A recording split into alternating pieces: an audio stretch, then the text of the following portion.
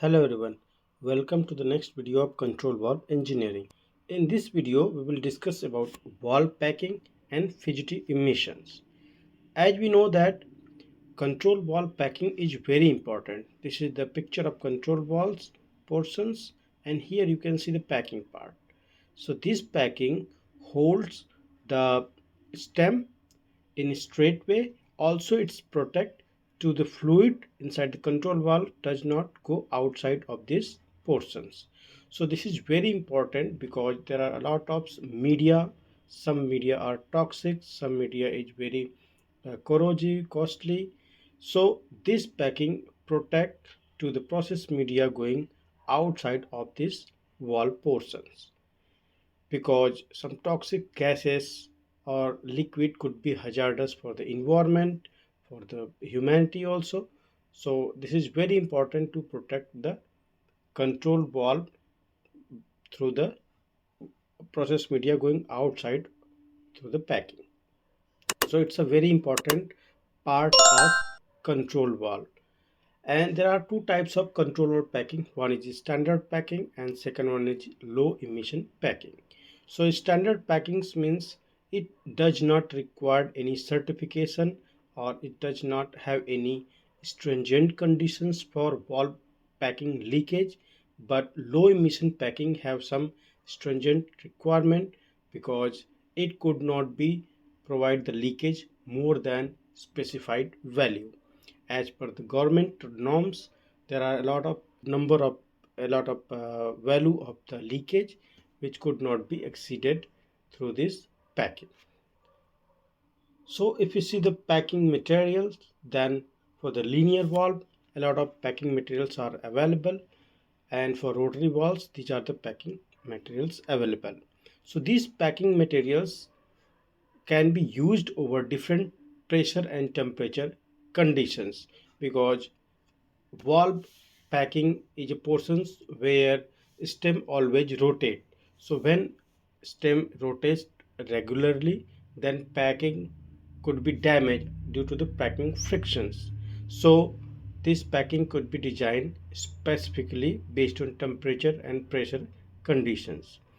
The common material for the wall packings are PTFE and graphite.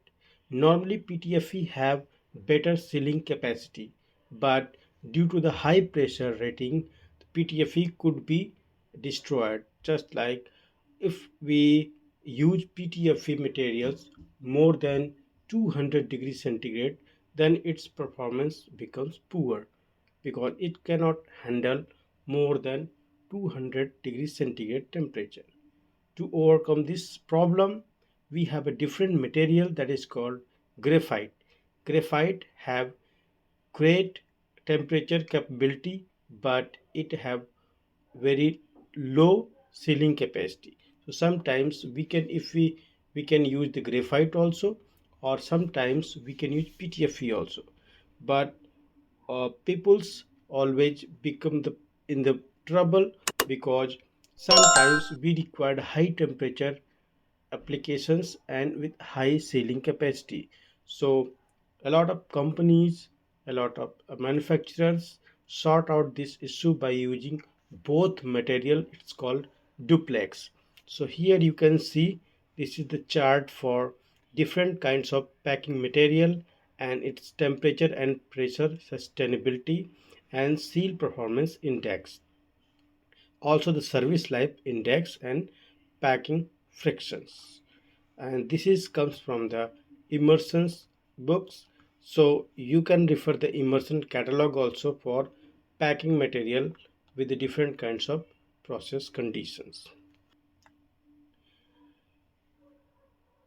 This is the graph. You can see this graph is for normal packing, and this graph is live loaded packing.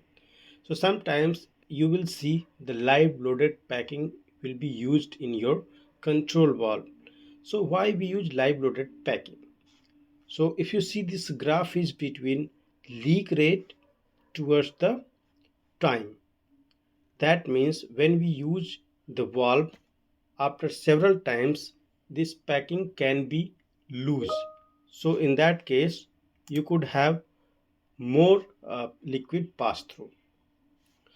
So normally we will see how much special kinds of packing can allow the leakage, but here you can say 500 ppmv is the least uh, amount which we can allow.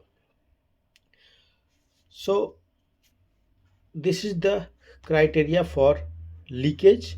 So 500, we cannot allow more than 500 ppmv volume.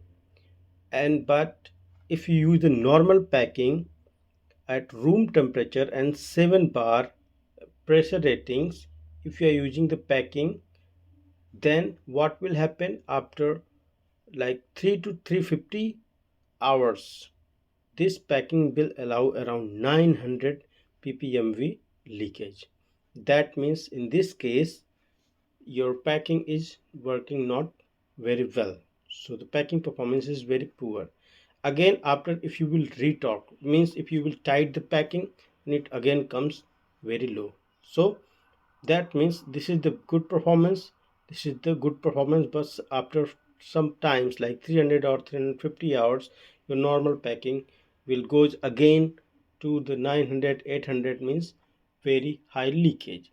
So every time we cannot uh, tight the packing, and every times we cannot make this phenomena, because it will took time, it will took your valve in multiple time maintenance. So that's why we cannot use normal packing everywhere. To overcome these problems, we have a live loaded packing where we not need to tight the packing every time.